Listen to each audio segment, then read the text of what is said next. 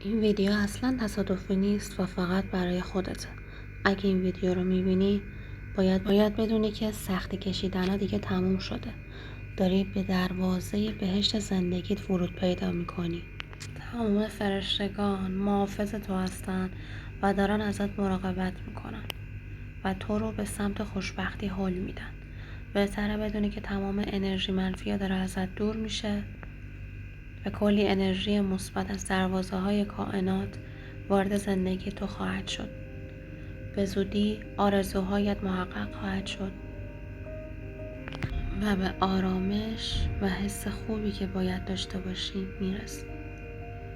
به زودی خوشحالی عمیق رو تجربه میکنی. خیلی جادویی و خیلی قشنگ. زندگی در حال تغییر و رو به مثبتیه. این ویدیو 100% برای خودته. اگه دیدی برام کامنت بذار. 777 پیجمو داشته باش. فایل خصوصی هم گرفته میشه. برام کامنت بذار تا برات آیدیمو بذارم.